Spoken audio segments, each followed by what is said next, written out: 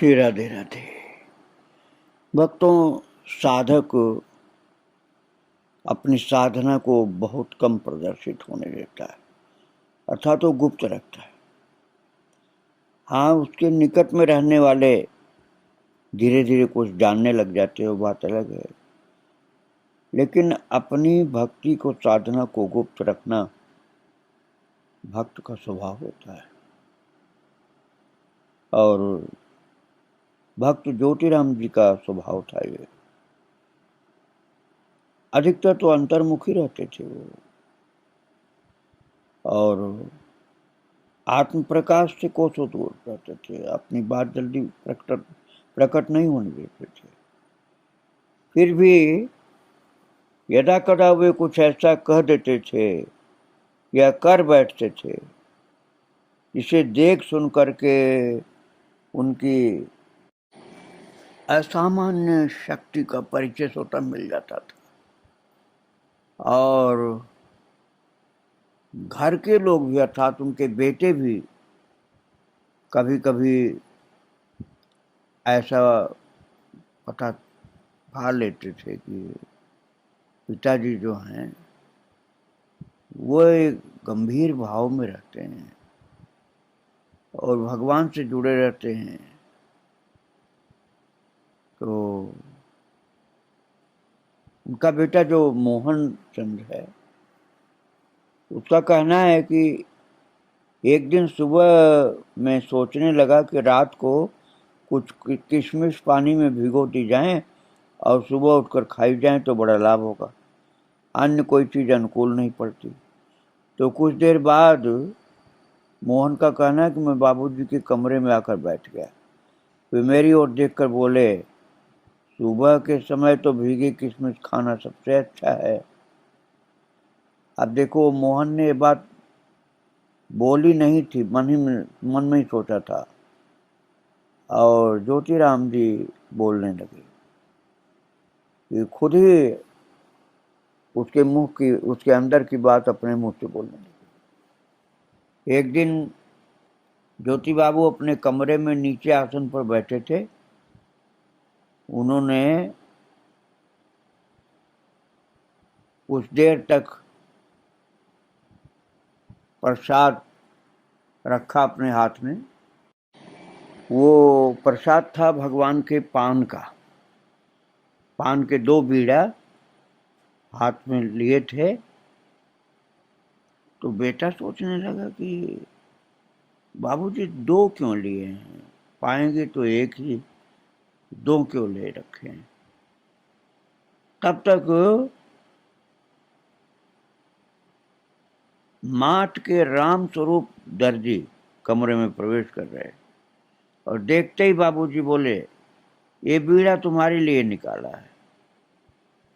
फिर उन्होंने दोनों बीड़ा में से एक उनको दे दिया, एक खुद ले लिया। तो ऐसे वो अंतर्यामी हो गए थे, उनको सब पता चलता था। और एक अलमारी में अलार्म घड़ी रहती थी। तो ज्योतिराम जी बीच बीच में पूछते, क्या बजा है। तो थोड़ा आगे पीछे बच्चे बताते, जैसे 5 बजने में 2 मिनट बाकी है तो कह देते 5 बजे। ऐसी स्थिति में बाबूजी कहते, ठीक टाइम बताओ, तो दोबारा ठीक टाइम बताते। तब वो संतोष व्यक्त करते और कहते, हाँ, कभी कभी ऐसा होता है कि उनके पूछने पर वो मोहन जो बेटा उनका ठीक टाइम बताता तो वो कुछ नहीं करते, और ठीक नहीं बताता तो कहते थे ठीक टाइम बताओ। तो उसको आश्चर्य होता कि क्या बाबूजी को घड़ी देखे बिना ही पता रहता है कि घड़ी की सुई कहाँ है। कभी किसी सत्संगी के लिए पत्र भेजना होता और ज्योतिराम जी लिखने की स्थिति में नहीं होते,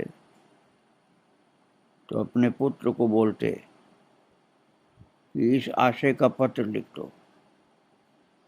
तो अपनी भाषा में बाबूजी का आशय व्यक्त कर पत्र लिख देता बेटा। तो वे उनके लिखे हुए वाक्यों को ज्यों कहते हो दोहरा देते बिना पत्र देखे, और इस कौशल के साथ जैसे देखकर ही बोल रहे हूं। तो आश्चर्य लगता कि मैंने पत्र दिखाया नहीं और मेरा पूरे शब्द ज्यों को त्यों बोल रहे हैं। तो उसका कहना है बेटे का कि एक बार मेरी तबीयत बहुत दिनों तक खराब रही और मैं एकदम खाट में जा लगा। जी घबराता और लगता जैसे कोई दिल के ऊपर चोट कर रहा है। अनेक प्रकार की चिकित्साएं की पर लाभ नहीं हुआ। तो एक दिन बाबूजी बोले, बेटा उनका मोहन कहता है कि एक दिन बाबूजी बोले, अब तुम अच्छे हो जाओगे। प्रभु ने मेरी प्रार्थना सुन ली और इसके एक दिन बाद ही वो अपना नित्य नियम पूरा करके मेरे पास आकर बैठे और बोले, बता कहाँ दर्द होता है, और कह करके अपना हाथ मेरे सीने पर रखा। लगभग 1 मिनट हाथ रखने के बाद बोले, अब तो ठीक हो गया। तो उनका पुत्र कहता है कि मैंने अनुभव किया कि एकाएक मेरे भीतर बड़ी शक्ति भरती जा रही और दर्द दूर हो गया। हृदय इतना सशक्त हो गया कि कल्पना करना भी कठिन है। पहले मैं जरा भी नहीं चल सकता था, घबराहट होती थी। अब मैं बिल्कुल स्वच्छंद विचरण करने लगा और प्रातः भ्रमण के लिए जाने का मेरा नियम बिगड़ गया था। अब प्रातः भ्रमण के लिए भी जाने लगा, भ्रमण का दौड़ भी लगाने लगा।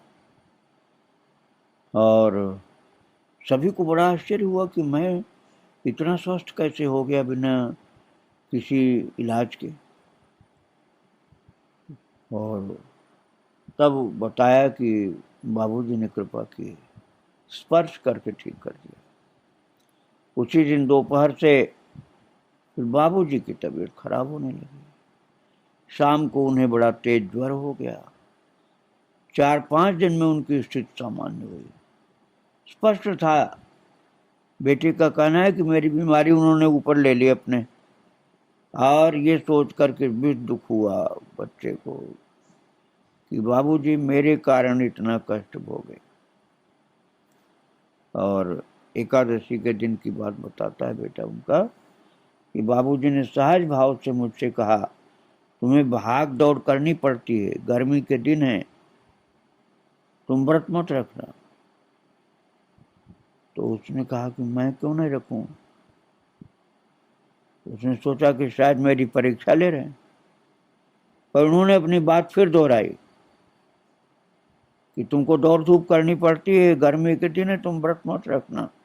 भजन मुख्य है, भजन करते रहो, भगवान की याद करो, नाम जप करो, ध्यान करो, व्रत मत रखना। तो बेटा अपनी बात पर दृढ़ रहा कि मुझे तो व्रत करना है।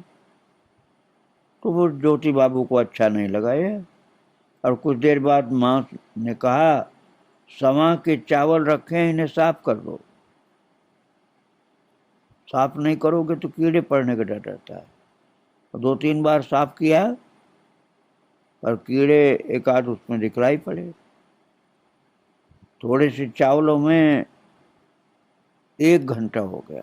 गर्मी में पसीना आने लगा। उधर माँ भी जल्दी मचा रही थी, तो बेटा परेशान हुआ। तब बेटे को समझ में आया कि बाबूजी की अवज्ञा का फल है ये, उन्हीं की शक्ति काम कर रही है। तो तुरंत मन ही मन क्षमा मांगा और निश्चय किया कि व्रत नहीं रखूंगा। और इस बार चावल जब साफ किए तो कहीं कोई कीड़ा नहीं मिला, और पहले मिलता रहता था जब तक मैंने उनकी आज्ञा नहीं मानी। और एक दिन माँ ने कुछ पैसे दिए तो कहा कि कुछ सब्जी ले आ। बेटा उनका बताया मोहन ने इस बात को कि गर्मी के दिन थे, बाबूजी ऊपर धोती बनियान पहने मूढ़े पर बैठे थे। मैंने उनके पास जाकर कहा, सब्जी लानी है, पैसे बहुत कम हैं, चवन्नी और होती तो अच्छा होता। तो बाबूजी ने कहा, अलमारी में देख, शायद कुछ पैसे पड़े हों। अब ये बातें सन 60 के आसपास की हैं, इसलिए चवन्नी की कीमत आपको समझने के लिए पीछे जाना पड़ेगा। तो अलमारी में कुछ नहीं मिला बच्चे को। एकाएक बाबूजी बोले, ले चवन्नी ले जा, अब तो काम चल जाएगा। तो चकित हो गया बच्चा वो कि बैठे बैठे बाबूजी के हाथ में चवन्नी कहाँ से आई। और एक दिन एक बंदर बाबूजी की धोती ले गया, पास वाले मकान की छत पर डाल दिया, और वो छत मकान से, ज्योति बाबू के मकान से काफी नीची थी। तो बाबूजी ने छोटा सा बेंच लिया और उस धोती को छत से उठा लिया। जिस धोती को उठाने के लिए एक लंबे बांस की आवश्यकता थी, उसे एक छोटे से डंडे से कैसे खींच लिया, सभी हैरान थे। एक लंबे बांस की जरूरत थी, इतना नीचे वो छत थी, और एक नन्हे से डंडे से कैसे इन्होंने निकाल लिया। तो इस तरह से आश्चर्य की घटनाएं उनके द्वारा हो जाती थी। और एक इनकी लड़की रहती थी कसेरान की गली में। तो बाबूजी के मथुरा आने की सबसे अधिक खुशी उन्हीं को थी। एक दिन वे आई और बाबूजी के पास बैठ करके कुछ ऐसे विषयों पर चर्चा करने लगी कि कौन किस प्रकार का व्यवहार कर रहा है, कौन क्या सोचता है आदि। तो ज्योति बाबू ने कहा, लाली, मुझे शीशे के समान सब साफ दिखाई देता है, मुझसे कुछ भी छिपा नहीं। वास्तव में हृदय जब निर्मल हो जाता है तो आदमी को बड़ी बड़ी उपलब्धियां अनायास ही प्राप्त हो जाती हैं। भक्तों, श्री वृंदावन धाम में गोविंद कुंड एक कुंड है, वहां पर कई आश्रम बड़े पुराने पुराने हैं। उसमें बड़े बाबा के संप्रदाय के, अर्थात उनकी परंपरा के आश्रम भी है। तो उसी जगह की बात मैं बता रहा हूँ। वहाँ रजनी बाबा के आश्रम से, रजनी बाबा का आश्रम बहुत प्रसिद्ध है वहाँ से 6-7 संत प्रसाद के लिए आया करते थे ज्योति बाबू के यहाँ। तो चतुर्दशी की रात को रेलगाड़ी से आते वृंदावन से और उनके यहाँ ठहरते। दूसरे दिन सुबह कीर्तन करते हुए भिक्षा को निकलते, और भिक्षा मोहन की माँ के हाथ से आरंभ करते। कहते माँ के हाथ से भिक्षा शुरू करते हैं तो काम निर्विघ्न रूप से संपन्न होता है। हमारी माँ लक्ष्मी है। प्रतिपदा की शाम को गाड़ी से फिर लौट जाते, कभी कभी उस दिन भी रुक जाते और द्वितीया के दिन वृंदावन लौटते। तो उनका कहना है कि हम लोग 7-8 साल गली गंगा दयाल में थे, तब तक भी ये कार्यक्रम चलता रहा संतों का, नियमित रूप से वृंदावन से आना और कीर्तन करना, प्रसाद पाना, बड़े आनंद के साथ सत्संग में भाग लेना। और उनके आगमन के बाद 2-3 दिन तक घर में आनंद का वातावरण रहता। कीर्तन, साधु सेवा, सत्संग घर के लोगों के उत्साह में बड़ी वृद्धि ला देते थे। और ज्योति बाबू का स्नेह व्यवहार देख करके महात्मा लोग गदगद हो उठते थे। चतुर्दशी की बात थी, शाम को महात्मा लोग आने वाले थे। और ज्योति बाबू की जो धर्मपत्नी थी, उनकी तबीयत खराब हो गई। तो बाबूजी बोले, आज तो गोविंद कुंड के महात्मा लोग आ रहे होंगे, कुछ परेशानी होगी क्या? तो बेटे के मुंह से निकल गया, हाँ, अम्मा की तबीयत खराब है, परेशानी हो सकती। तो ज्योति बाबू ने क्या किया, वे ही जाने, गाड़ी का समय निकल गया, जो ट्रेन वृंदावन से आती थी उसका समय निकल गया और बाबा लोग नहीं आए। अमावस्या के दिन सुबह आए। तो मोहन ने पूछा, बाबा आप लोग कल रात को क्यों नहीं आए? तो उन्होंने कहा, कल गाड़ी से उतरते ही ऐसा लगा कि अधिक देर हो गई है, बाबूजी को असुविधा होगी, अतः अन्यत्र चले गए। तो भक्तों, मोहन का कहना है कि मैंने मन ही मन पहले दिन की बात पर विचार किया और बाबूजी की शक्ति के बारे में सोचने लगा। यदि मैं बाबूजी से कह देता कि कोई परेशानी नहीं होगी, तो अवश्य ये महात्मा यहीं आते। रही प्रसाद सेवा की बात, तो उसका भी प्रबंध हो ही जाता। और वो मोहन कहता है कि दीदी को बुला लेते, महात्मा लोगों के आने से जो आनंद आता उससे वंचित रह गए। और उनका कहना है कि हमारे दादा गुरु बाबा शीतल दास जी बाबूजी से बड़ा स्नेह करते थे।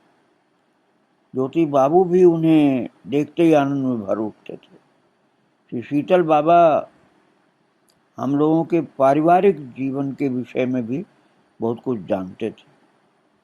तो जिन दिनों बेटा बताता है कि हमारी आर्थिक स्थिति खराब थी, शीतल बाबा ने बाबूजी के पास संदेश भिजवाया कि एक अखंड कीर्तन करवाएं, स्थिति ठीक हो जाएगी। सामान्यतः ज्योति बाबू छोटे बड़े हर किसी की बात को सहज ही मान लेते थे, पर शीतल बाबा के इस संदेश के अनुरूप कार्य करने में उनको बड़ा संकोच हुआ। वे कहने लगे कि मैंने आज तक किसी से पैसा नहीं मांगा, क्या मैं अब नाम महाराज से पैसा मांगूंगा? वस्तुतः बाबूजी के आदर्श बड़े अडिग थे। आर्थिक स्थिति सुधारने के लिए नाम कीर्तन का आयोजन कराना उनके निष्काम भाव के प्रतिकूल था। उनको यही संकोच लगता था कि अब मैं नाम महाराज से क्या पैसा मांगू, कि हमारे घर में पैसा नहीं। तो इसलिए उनको नाम कीर्तन कराने में बड़ा संकोच हो रहा था। और मोहन का कहना है कि एक दिन उनके एक रिश्तेदार प्रभुदयाल जी डी गेट की ओर से घर आ रहे थे और उनके साथ एक महात्मा हो लिए। तो महात्मा के साथ बहुत से बच्चे थे। वे सब गंगा दयाल गली में आ गए। महात्मा अकेले ही हमारे घर में घुसे और नीचे बाबूजी के कमरे में पहुंचे। वे बात बात पर हंस उठते, विचित्र संत थे वो। कमरे में आते ही बाबूजी से बोले, थोड़ा तेल मंगाइए और अपना बनियान निकालिए। तो ज्योति बाबू ने बिना किसी किंतु क्यों ये सब कोई बात नहीं किया, आज्ञा का पालन किया। और उन महात्मा जी ने ज्योति बाबू के सीने पर तेल मालिश की और उन्हें कुछ चीजें खाने को दी।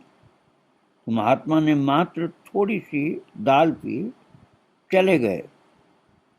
और फिर ज्योति बाबू बोले, किसी बड़े घर के लगते हैं, हंसमुख और बिल्कुल बच्चों के जैसा स्वभाव, निर्मल। यह अपरिचित वैष्णव कौन थे, इनको तो मैं नहीं जानता हूँ। और उस दिन मेरे मस्तिष्क में कुछ आया नहीं। बाबूजी ने पूछा भी नहीं कि ये रहस्य मूर्ति ये कौन संत हैं, कहाँ से आए। पूछता भी तो पता नहीं बताते कि नहीं बताते। बाद में उनके मन में ऐसी बात उठी कि क्या ये नवद्वीप दास जी महाराज थे क्या, जो कृपा करके मालिश के बहाने ज्योति बाबू को कोई अभय दान देने के लिए आए थे। मैं आपको पहले बता चुका हूँ कि ज्योति बाबू गृहस्थ भक्त थे। तो उनके एक भाई थे, छोटे भाई श्यामलाल जी, जो विजयी नगला गांव में रहते थे। उनकी एक लड़की पुष्पा बड़ी सरल स्वभाव की थी, है अभी। तो एक बार वो बीमार पड़ी। उसकी स्थिति जब गंभीर हो गई तो फिर उसके पिताजी ने ज्योति बाबू को गांव में बुलवाया और उनका बेटा मथुरा से आता जाता था। तो एक दिन गांव पहुंचा वो, तो बाबूजी बोले कल रात बड़ी आश्चर्यजनक घटना घटित हुई। श्यामलाल सुनाएंगे, अर्थात वही भाई सुनाएंगे। तो वो घटना चाचा जी ने सुनाई, मोहन के चाचा ने, और कहा कि रात लगभग 12 बजे पुष्पा ने मुझे आवाज दी। सब लोग जग गए। वो बोली चाचा जी मैं जा रही हूं, मोहन भैया कहाँ हैं? तो मैंने कहा वो मथुरा है। बोली उनसे कह देना कि वो तुम्हारी देख रेख अच्छी तरह करें। इतना कह करके वो चुप हो गए। उसके नाड़ी छूट गई। तुरंत ही उस प्राणहीन देह को नीचे उतारा, गोबर मंगा करके स्थान लीप दिया और उसे लिटा दिया। 2 मिनट बाद ही उसने आंखें खोली। तो सभी को बड़ी खुशी और आश्चर्य हुआ। तो ज्योति बाबू ने पुष्पा से पूछा तू कहाँ चली गई थी? बोले मेरे पास नारद बाबा आए थे, बोले हमारे साथ चलो। इतने में एक सुंदर रथ आया, उसमें कोई देवता बैठे हुए थे। वे मुझे रथ में बिठा करके आकाश में ले गए। ऊपर पहुंच करके देखा एक बड़ा दरबार लगा है, अनेक देवता बैठे हैं। उनमें से एक ने, उस लड़की ने कहा, उनमें से एक ने मुझे देखते ही कहा अरे इसे तो लौटा कर आओ। तो तुरंत ही रथ मुझे छोड़ करके यहाँ आया, मुझे छोड़ करके गया। नारद जी बराबर मेरे साथ थे। बोले अच्छा हम भी जाते हैं। और मैंने कहा कि आप कुछ देर बैठ जाइए। तो बोले हम एक स्थान पर अधिक देर नहीं ठहरते हैं। और ऐसा कह करके वो चले गए। कई दिनों तक पुष्पा का चेहरा बड़ा गंभीर और प्रकाश युक्त रहा। उसकी वाणी में बड़ा ही अद्भुत प्रभाव और आकर्षण देखने में आया। उसकी आवाज बदल सी गई थी। और पुष्पा ने इस घटना से एक वर्ष ही महात्मा से दीक्षा ली थी। एक वर्ष बाद तो वो कुछ नियम पूजा व्रत आज भी करती थी।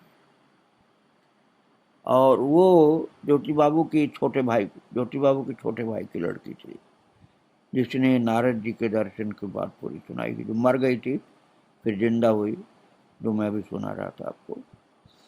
तो इस प्रकार की घटनाएं तो बहुत सुनने को मिली कि अंत समय में यमदूत किसी को पकड़ करके ले गए और यमराज ने कहा कि गलत व्यक्ति को ले आए, इसे वापस पहुंचाया हो। यहाँ ये प्रश्न उठता है कि पुष्पा को लेने स्वयं नारद जी पधारे। क्या नारद जी भी भूल कर सकते हैं? नारद जी किसी प्रकार से भूल नहीं कर सकते, संभावना नहीं है अच्छी। तो जो बात मोहन का कहना हमारी क्षुद्र बुद्धि में आती है वो ये है कि पुष्पा की जीवन रक्षा के लिए ज्योति बाबू ही प्रभु से प्रार्थना करते रहे और प्रभु ने शायद उनकी प्रार्थना सुन ली। उसका मृत्यु का समय टल गया, मर गई थी 2-4 मिनट के लिए, लेकिन ज्योति बाबू की प्रार्थना से वो मरी हुई से फिर जिंदा हो गई। ऐसी अद्भुत शक्ति थी ज्योति बाबू के अंदर, जिनको तमाम भक्तजनों ने अनुभव किया, घर के लोगों ने भी, बाहर के लोगों ने भी। बात ये थी ज्योतिराम जी के अंदर भक्ति इतनी थी, प्रभु से इतना प्रेम था, भगवान इतना उनको चाहते थे कि परोपकार में जहाँ भी वो कुछ प्रार्थना कर देते थे मन ही मन, तो वो कार्य हो जाता था। अपने लिए नहीं कुछ करते थे, लेकिन परोपकार में दूसरों के भले के लिए, दूसरों के कल्याण के लिए कई बार भगवान से इस प्रकार से प्रार्थना करते थे तो चमत्कार हो जाता था। उनकी चरित्र की बातें आगे फिर आपको सुनाऊंगा। आज उनके साथ साथ था और सब संतों भक्तों और उनके आराध्य प्रभु को प्रणाम करके यहीं विराम दे रहा हूँ। श्री राधे राधे, जय श्री राधे।